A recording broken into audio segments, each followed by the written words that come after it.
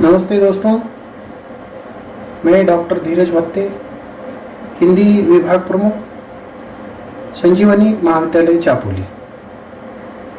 आज के इस ऑनलाइन ताशिका में आप सभी का हार्दिक स्वागत है। बीए, बीएससी, बीकॉम द्वितीय वर्ष के द्वितीय भाषा एशियल हिंदी पाठ्यक्रम के अंतर्गत प्रवास की डायरी कुछ विशेष पन्ने पाठ्यक्रम के लिए हरिवंश राय बच्चन की ये रचना है। इसके पूर्व की ताशिका में हमने हरिवंश राय बच्चन जी का परिचय हमने देखा है। आज हम उनकी साहित्यिक जो विशेषता है उसकी चर्चा करते हुए पाठ्यक्रम की ये जो प्रवास की डायरी है, तो ये डायरी शैली क्या है, यह डायरी लेखन किस प्रकार किया जाता है, उसका स्वरूप, उसकी भी चर्चा हम करेंगे। तो इस प्रकार अपनी उत्कृष्ट रचनाओं से लोगों के दिल में अमरत्व प्राप्त करने वाले महान कवि 18 जनवरी 1903 में इस संसार से अलविदा हो जाते हैं। उनकी मौत शरीर के महत्वपूर्ण कई अंगों के खराब होने के कारण, विशेषकर सांस की बीमारी के कारण उनकी मृत्यु हो चुकी है। मृत्यु के वक्त उनकी जो उम्र है वह 95 वर्ष की थी।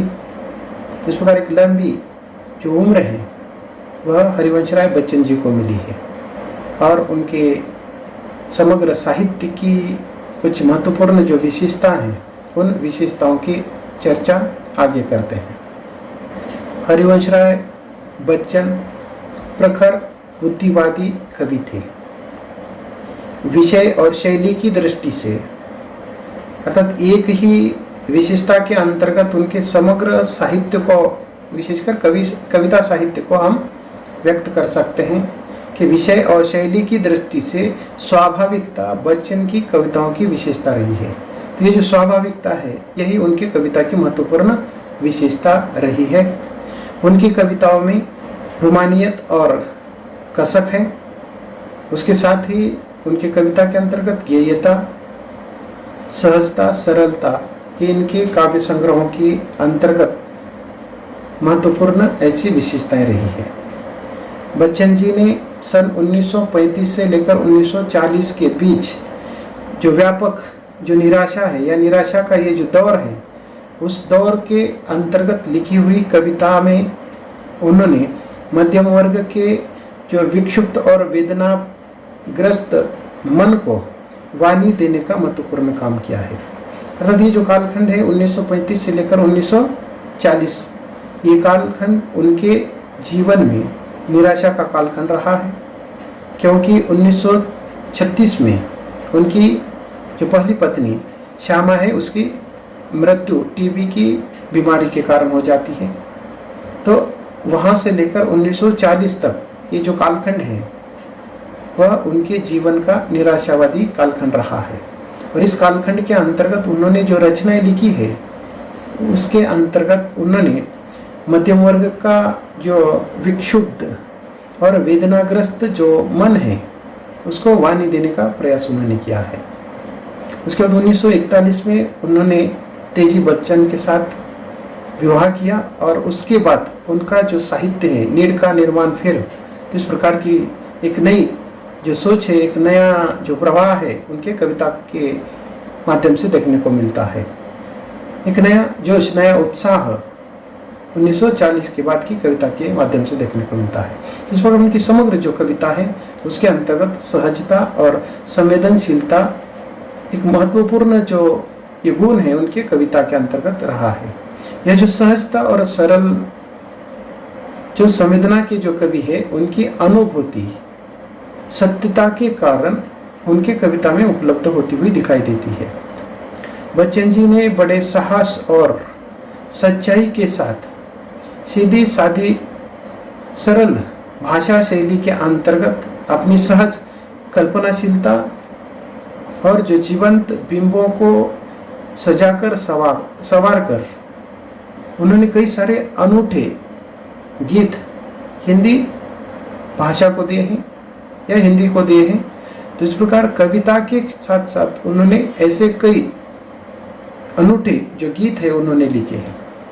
तो इस प्रकार उनके समग्र साहित्य की जो भाषा है वह शुद्ध खड़ी बोली रही है। तो उनकी भाषा के अंतर्गत संस्कृत की तत्सम शब्दावली जिसका अधिक मात्रा में प्रयोग देखने को मिलता है। इसके साथ साथ उन्होंने अपने भाषा के अंतर्गत तद्भव शब्दावली के साथ साथ उर्दू, फारसी, अंग्रेजी भाषाओं के शब्दों का भी प्रयोग किया हुआ दिखाई देता है। उनकी जो कविता है, उनके कविता को जब हम देखते हैं तो उसके 4 मोड़ दिखाई देते हैं। हरिवंश राय बच्चन मूलतः छायावाद के अंतर्गत उन्होंने भले ही लेखन शुरू किया था, परंतु छायावादोत्तर काल के महत्वपूर्ण कवियों में उनका स्थान आता है। उनकी कविता के मुख्यतः 3 मोड़ स्पष्ट रूप से हमें देखने को मिलते हैं। पहला आरंभिक जो मोड़ है वह मधुशाला, मधुबाला और मधु कलश, इन 3 रचनाओं के माध्यम से हम देख पाते हैं। ये उनके साहित्य का आरंभिक मोड़ है, आरंभिक ये उनकी रचना है।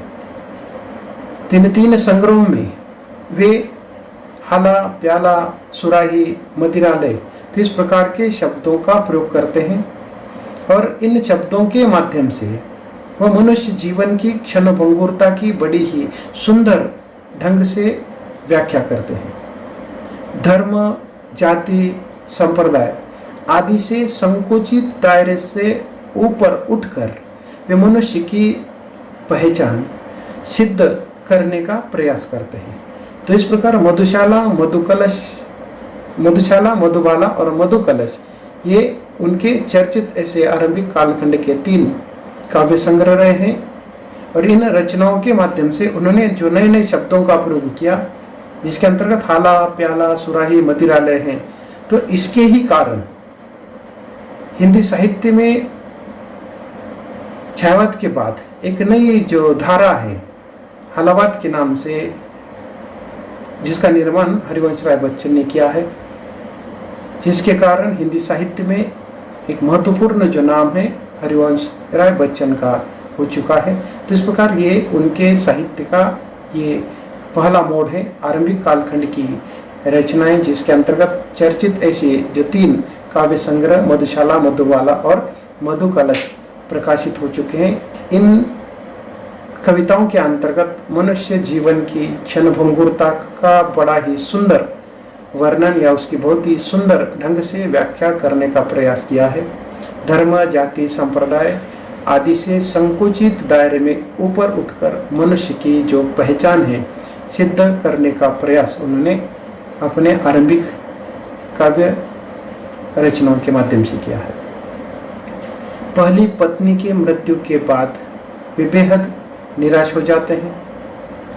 इस एकांत मन की जो अभिव्यक्ति है, इस निराश मन की जो अभिव्यक्ति है, उन्होंने निशा निमंत्रण, एकांत संगीत या आकुल अंतर जैसी उनकी जो रचना है, तो उन रचनाओं के माध्यम से उनका ये जो निराशावादी जो रूप है, एकांत मन की जो अभिव्यक्ति है, वह उनके दूसरे मोड़ के काव्य संग्रह के अंतर्गत देखने को मिलती है। ये उनका दूसरा काव्य का मोड़ रहा है, जिसके अंतर्गत मनुष्य की जो निराशावादी वृत्ति है या निराशा है वह उसके अंतर्गत देखने को मिलती है। निशा निमंत्रण, एकांत संगीत और आकुल अंतर में उनका एकांत मन का जो रूप है या एकांत मन की जो अभिव्यक्ति है या उनकी जो बेहद निराशा है उसका दर्शन इन ग्रंथों के अंतर्गत या उन रचनाओं के अंतर्गत देखने को मिलता है।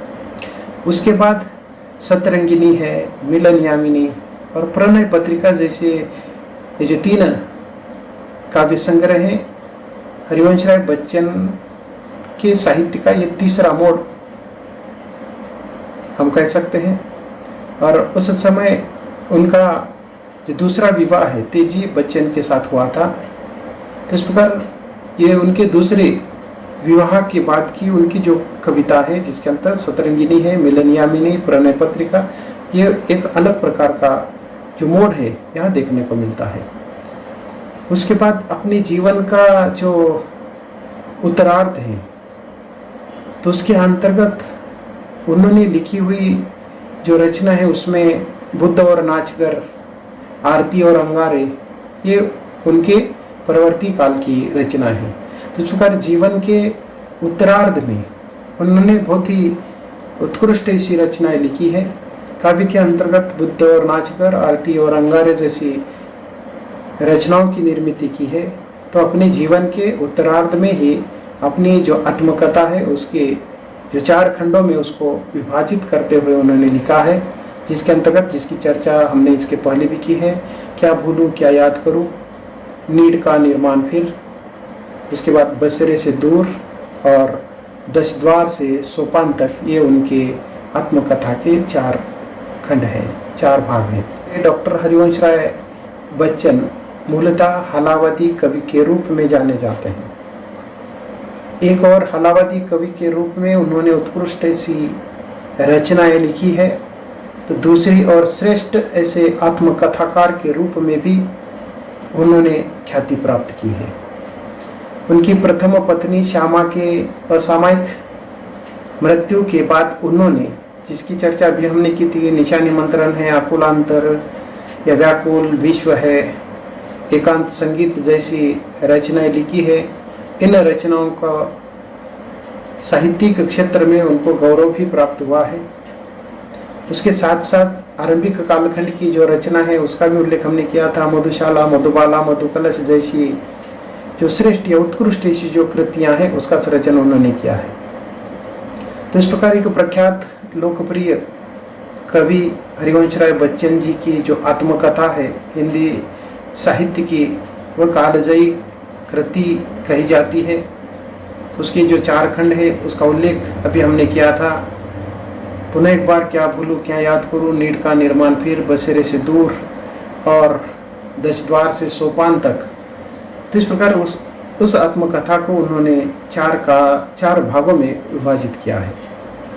तो इस प्रकार यह एक सशक्त ऐसा जो महाकाव्य है उनके द्वारा निर्माण हुआ है, जो उनके जीवन और कविता की जो अंतरधारा का जो वृत्तांत है वह उनके समग्र साहित्य के अंतर्गत देखने को मिलता है।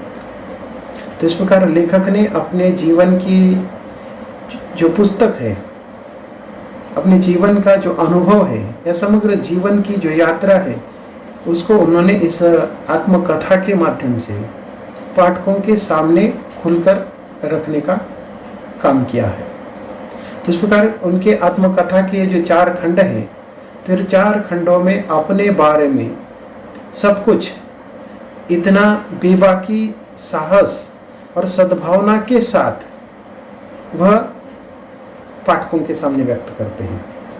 तो इस आत्मकथा का जो उल्लेख है या आत्मकथा की जो प्रशंसा है, हंसा वाडकर, यहाँ तक कि महात्मा गांधी ने भी उसकी प्रशंसा की है।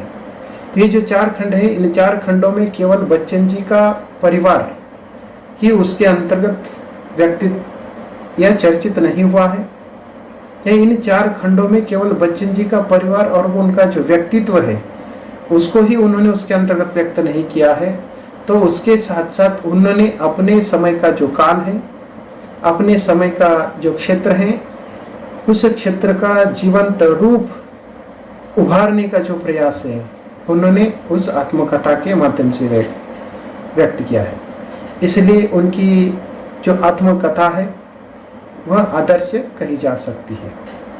तो इस अर्थ में उनकी आत्मकथा हिंदी आत्मकथा साहित्य की एक निधि कही जा सकती है। एक कालजयी कृति के रूप में वह आत्मकथा रही है। तो इस आत्मकथा के माध्यम से उन्होंने गद्य के लिए एक महत्वपूर्ण जो रचना है देने का काम किया है। तो इस रचना के अंतर्गत उन्होंने अपनी प्रांजलता, अपनी प्रौढ़ता और अपना जो पारदर्शक जो दृष्टिकोण है वह दिखाने का कार्य किया है। उसके साथ साथ उनकी जो कविता है, उनकी कविता के अंतर्गत भी उनका ये समग्र जो रूप है, उनकी प्रांजलता है, प्रौढ़ता है या उनकी पारदर्शकता है, उसका दर्शन भी उनके काव्य के अंतर्गत होता है। तो इस प्रकार बच्चन जी ने जो हिंदी साहित्य के लिए जो आत्मकथा लिखकर एक महत्वपूर्ण कार्य किया है, तो बच्चन जी हिंदी के एक अमर ऐसे आत्मकथाकार के रूप में सामने आ जाते हैं। उनकी जो कविता है, उन कविता के अंतर्गत बहुत महत्वपूर्ण ऐसी जो बातें हैं उन्होंने अपने साहित्य के माध्यम से व्यक्त करने का प्रयास किया है। हालावाद के प्रवर्तक के रूप में हरिवंश राय बच्चन जी ने अपनी कविताओं के अंतर्गत सदा इस प्रकार की इच्छा प्रकट की है, जैसे कि हालावाद ये सबसे महत्वपूर्ण जो साहित्य है उनका रहा है, जो हालात से संबंधित है, शराब से संबंधित है, और इन रचनाओं के माध्यम से उन्होंने इस प्रकार की जो इच्छा है वह हमेशा वो प्रकट की है। एक कविता की कुछ पंक्तियों के माध्यम से उनकी ये जो इच्छा है वह उन्होंने व्यक्त की है। वो कहते हैं कि बनी रहे अंगूर लताएं जिनमें मिलती है हाला, बनी रहे वह मिट्टी जिससे बनता है मधु का प्याला, बनी रहे वह मधुर पिपासा तृप्त न जो हो ना जाए, बने रहे वह पीने वाले, बनी रहे वह मधुशाला। तो इस प्रकार जैसे कि मनुष्य को एक लंबा जीवन मिलने की जो कामना है वह इस हालावादी कविता के माध्यम से करते हैं। इस प्रकार बच्चन जी ने जिस प्रकार हालावाद के अंतर्गत मनुष्य जीवन की क्षणभंगुरता का वर्णन किया है, तो उसी प्रकार नारी की जो संवेदना है उसको भी उन्होंने अपनी कविता के माध्यम से एक प्रखर जो भावना है वह व्यक्त की है। मध्यकालीन कवि जायसी, सूर और मीराबाई, और साथ ही आधुनिक कालखंड की जो कवयित्री महादेवी वर्मा है, उनके साहित्य में जिस प्रकार की विरह की जो भावना व्यक्त होती है, उसी तुलना में ये जो विरह है, विरह के जो भाव है या विरह की जो कविता है वह हरिवंश राय बच्चन की कविता के अंतर्गत भी देखने को मिलते हैं। पहली पत्नी श्यामा के मृत्यु के बाद उनका जो साहित्य है या उनकी कुछ जो रचना है, उन रचनाओं के अंतर्गत ये जो विरह है या विरह की जो भावना है, विरह का जो वर्णन है देखने को मिलता है, जिसमें निशानी मंत्रन है, आकुल अंतर, व्याकुल विश्व, एकांत संगीत। तो उनके अंतर्गत जो विरह का वर्णन हुआ है उसके कारण विरह के अमर कवि के रूप में भी हम उनकी ओर देख सकते हैं। तो इस प्रकार उनकी जो कविता है वह अलग अलग प्रकार का जो भाव है व्यक्त करती हुई दिखाई देती है। बच्चन जी की भाषा की जब हम बात करते हैं तो उन्होंने अपने समग्र साहित्य में भले ही खड़ी बोली भाषा का प्रयोग किया है, परंतु खड़ी बोली का बोलचाल का जो रूप है या बोलचाल की एक स्तरीय भाषा को उन्होंने अपने साहित्य में स्थान दिया है। भाषा के अंतर्गत संस्कृत के साथ साथ तद्भव, देशज, विदेशज शब्दों का भी प्रयोग हो चुका है। हरिवंश राय बच्चन जी ने, जैसे कि मैंने उल्लेख किया था कि अंग्रेजी के अंतर्गत उन्होंने जो शिक्षा प्राप्त की है, परंतु अंग्रेजी भाषा का, अंग्रेजी साहित्य का जो प्रभाव है उनके ऊपर निश्चित रूप से देखने को मिलता है। अपनी कविता के अंतर्गत अंग्रेजी भाषा के जो प्रतीक है, बिंब है, उसका प्रयोग करते हुए वो दिखाई देते हैं। छायाधिकतर कवियों में जो चर्चित कवि है दिनकर, बच्चन, आगे और मुक्तिबोध प्रमुख रहे हैं। तो इस प्रकार छायावाद के बाद के जो चर्चित कवि हैं, विशेषकर दिनकर, आगे और मुक्तिबोध के बराबरी में हरिवंश राय बच्चन जी का स्थान रहा है। उनके व्यक्तित्व पर अनेक कवियों ने अपनी कविता के अंतर्गत समर्पक जो भाव है व्यक्त करता हुआ दिखाई देता है। तो इस प्रकार अनेक कवियों ने हरिवंश राय बच्चन का उनका जो व्यक्तित्व है उसका गुणगान करते हुए दिखाई देते हैं। तो इस प्रकार उनका जो समग्र साहित्य है वह बहुत ही चर्चित रहा है। हरिवंश राय बच्चन जी की ये जो रचना है प्रवास की डायरी, कुछ विशेष पन्ने, तो उसको देखने से पूर्व हम डायरी लेखन क्या है उसका स्वरूप देखते हैं, उसकी चर्चा हम करते हैं। डायरी लेखन व्यक्ति के द्वारा लिखा गया व्यक्तिगत अनुभवों, विचारों और भावनाओं को लिखित रूप में अंकित करने का एक प्रकार है। यह व्यक्ति अपने विचारों को, अपने अनुभवों को, अपनी भावनाओं को लिखित रूप में उसका संग्रह करता है। और इस प्रकार का जो कार्य है कुछ विशेष या कुछ महान व्यक्ति ही इस प्रकार के डायरी लेखन का कार्य करते हैं। विश्व में हुए जो महान व्यक्ति है वह डायरी लेखन करते थे और उनके मृत्यु के बाद उनके जो अनुभव है उन अनुभवों का लोगों को प्रेरणा मिलती है। तो इस प्रकार ये जो डायरी लेखन है गद्य साहित्य की एक प्रमुख विधा है और इस प्रकार की जो विधा है या डायरी लेखन के अंतर्गत लेखक का आत्म साक्षात्कार भी हो जाता है। तो इस प्रकार डायरी लेखन व्यक्ति के व्यक्तित्व का, उनके अनुभवों का, उनके विचार और भावनाओं का लिखित रूपों का संग्रह होता है। विश्व के कुछ विशेष या महान जो लोग हैं वह इस प्रकार के डायरी लेखन का काम करते हैं। उनके निधन के बाद लोगों को उनके डायरी के माध्यम से प्रेरणा मिलती है और इस प्रकार गद्य साहित्य की एक महत्वपूर्ण विधा के रूप में डायरी की ओर देखा जाता है, क्योंकि इसमें लेखक के आत्म साक्षात्कार का दर्शन हमें हो जाता है। तो इस प्रकार की जो डायरी लेखन करने का काम प्राचीन काल से दिखाई देता है। प्राचीन काल में राजा महाराजाओं के समय भी एक रोजनामचा तैयार किया जाता था, जो रोजाना जो भी घटित घटनाएं हैं उसका विवरण उसके अंतर्गत लिखा जाता था। इतना ही नहीं तो जो व्यापारी लोग हैं वह अपने दुकानदारी का जो हिसाब किताब है या उनके दैनंदिन जो लेन देन का जो विवरण है उसको सुरक्षित रखने हेतु अपने बही खाते में उसका लेखन करते हैं, उसका प्रयोग करते हैं। यह भी डायरी लेखन का ही एक प्रकार है। तो इस प्रकार डायरी लेखन के माध्यम से, इस प्रकार डायरी लेखन के माध्यम से अतिथि मित्रों का और अपने जीवन की घटित हुई घटनाओं का याद करने का एक माध्यम है, जिसको डायरी के माध्यम से घटित घटनाओं का लेखा जोखा किया जाता है। डायरी लेखन के मुख्यतः 4 प्रकार हैं,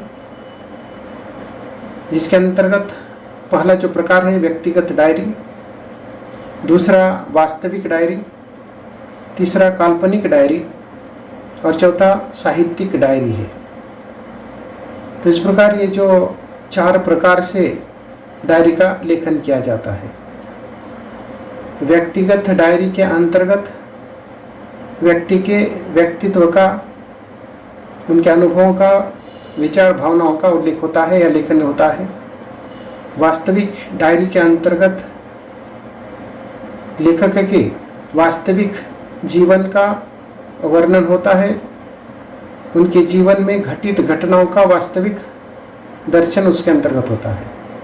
काल्पनिक डायरी के अंतर्गत लेखक कभी कभी कल्पना के आधार पर कुछ घटनाओं का ऐसी काल्पनिकता का वर्णन भी करता है। और चौथा जो प्रकार है वह साहित्यिक डायरी है। साहित्यिक क्षेत्र के अंतर्गत साहित्यकार अपने साहित्य से संबंधित दैनंदिन जीवन की घटनाओं का लेखा जोखा उसके अंतर्गत करता है। हिंदी साहित्य के अंतर्गत अनेक डायरिया या डायरी लेखन करने वाले लेखक हैं, परंतु सर्वाधिक जो चर्चित डायरियां हैं जिसके अंतर्गत अजित कुमार वर्मा और लक्ष्मीकांत वर्मा का उल्लेख किया जाता है, जो हिंदी साहित्य की डायरी लेखन के सर्वाधिक प्रसिद्ध डायरिया रहे हैं।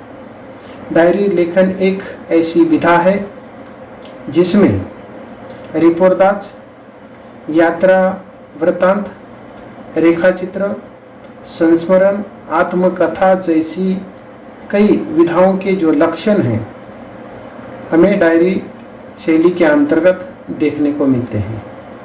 तो इस प्रकार हिंदी साहित्य के अंतर्गत डायरी लेखन की जो परंपरा है वो लंबी रही है। अनेक लेखकों ने अपने दैनंदिनी को डायरी के माध्यम से व्यक्त किया है, आगे चलकर उसको प्रकाशित भी किया गया है।